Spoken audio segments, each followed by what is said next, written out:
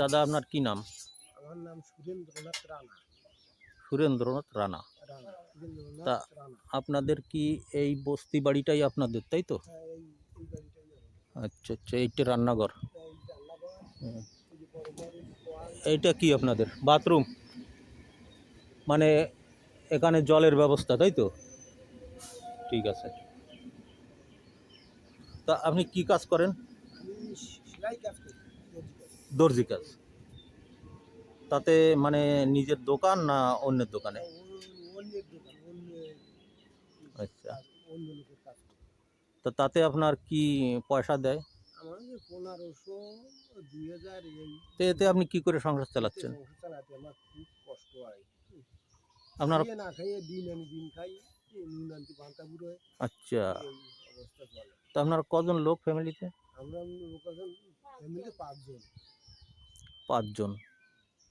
তা 5 জনের মধ্যে ইনকামে শুধু আপনি একা? আমি একা।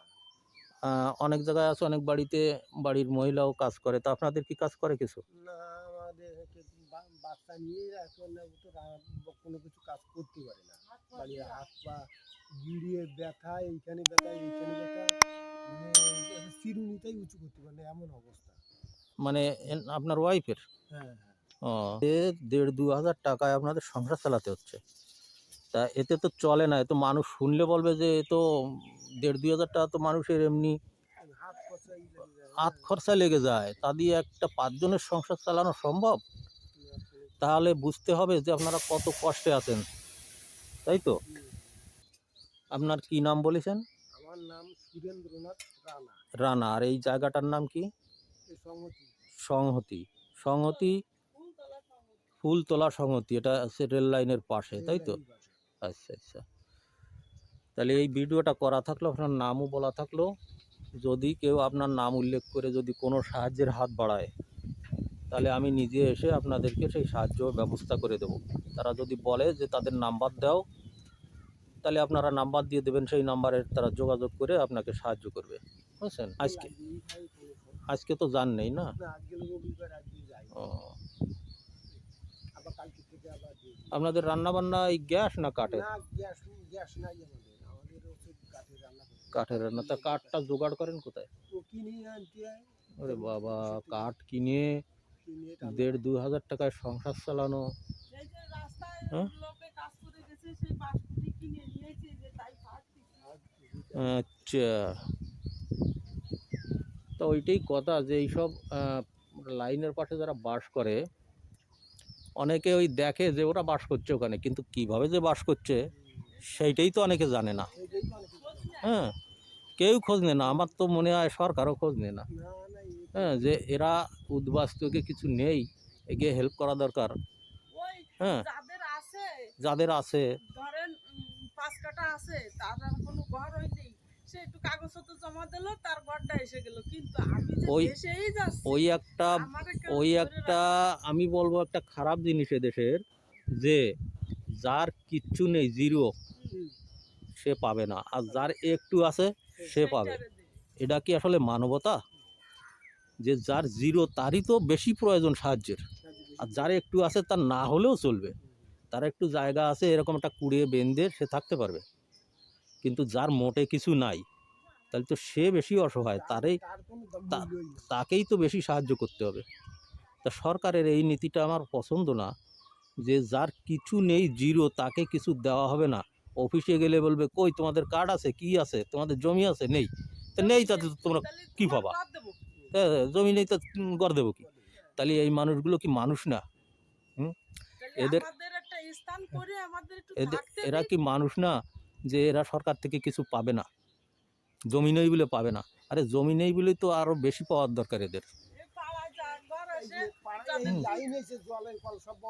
আর লোকে বলে, আমি শুনছি যে যাদের ওই রকম জায়গা আছে, যাদের ঘর আছে সেও ঘর পাচ্ছে, কিন্তু আমাদের জায়গাও নেই, ঘরও নেই, আমার খোঁজ নিচ্ছে না। আর এই যে লাইনের পাশ তো উপর দিয়ে সবাইরই কল দিয়ে গেছে, টাইম কল আমাকে দেয়নি। এই সাইডটাই দেয়নি। আমাকে খালের জল খেতে হবে, নর্দমার জল, আর মরতে হবে, আর এই অসুখ বিসুখ হবে। কিন্তু ইলেকশনের সময় আসলে সে সময় বাবুরা দৌড়ে দৌড়ে আসবে। তখন আসবে যে আমাকে ভোট দেবেন, আপনার উন্নতি করে দেবো, এই করবো সেই এই করবো। আর বয়স্ক আমার আহ, 64 বছর বয়স হয়, বৃদ্ধ ভাতাটাই এখনো বৃদ্ধ ভাতাটা তা হয়নি এখন। আচ্ছা আচ্ছা, এইটা বলেন না কেন যে আপনার 64 বছর বয়সে আপনি এখনো বৃদ্ধ ভাতা পান নাই? বৃদ্ধ ভাতা পাই না। তাহলে জায়গা দিলি না, জমি দিলি না, বাড়ি দিলি না, বৃদ্ধ ভাতা যেটা পাওয়ার যোগ্য তাও দিলি না। তাও দিই না।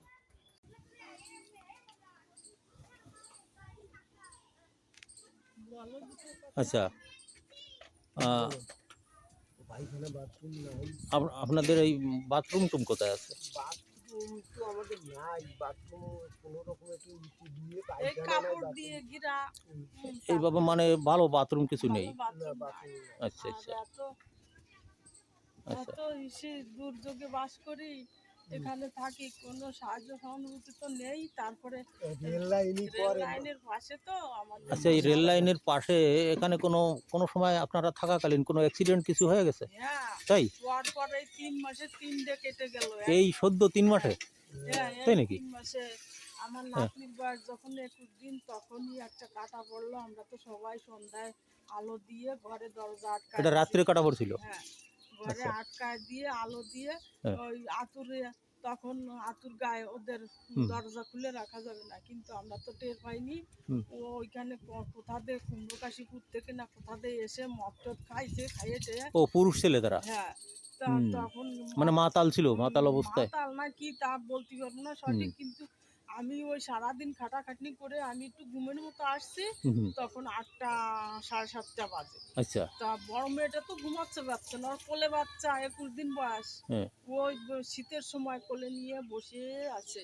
আচ্ছা তখন বসে থাকতে থাকতে এখন ও বলছে, ও মা, এইখানে মনে হয় একটা লোক আসছে, কিন্তু আমার ঘরের পাশে একটা জায়গা আছে, টলির জায়গা। হুম যখন ওই টলিটা এসে দাঁড় করায়, ওই লাইন দিয়ে বড় রেলগাড়িটা পাস হয়, এই জন্য একটা টলি রাখা আছে। কিন্তু আচ্ছা সব মানুষগুলো আমার ওই সাইডে টলির জায়গায় এসে দাঁড়ায়, অ্যাক্সিডেন্টটা করে। আর আমার থাকতে যে কি কষ্ট হয় নাতি নিয়ে। আচ্ছা যেদিন ওই অ্যাক্সিডেন্ট করলো, দাঁড়াস দিয়ে পড়লো, গাড়ি কেমন যেন মনে হয় ঘরের পরে পড়লো। তার আরে সর্বনাশ! যখন গেলাম, টের পেলাম ওর বাবারে, মেয়েটাকে পাঠিয়ে দিলাম। হ্যাঁ ছোট মেয়েটা এসে দেখে বলে কি, মা আমার গা কাঁপছে, ওইখানে ব্যাগ পালানো, জুতো বুট করা, আচ্ছা তা মনে হচ্ছে টমেটো ফেটে গেছে, মাংস বাপরে ছিঁড়ে বাপ, ছিঁড়ে ছিঁড়ে ছিঁড়ে লাইনের মধ্যে লাল লাল হয়ে গেছে। বাবারে টেনে নিয়ে নিচে নামিয়ে নিয়েছি। তারপরে অন্য পিছনের মধ্যে লোক বেরোয়, দেয় কি হুম বডি এক জায়গায়, হাত এক জায়গায়, পা এক জায়গায়।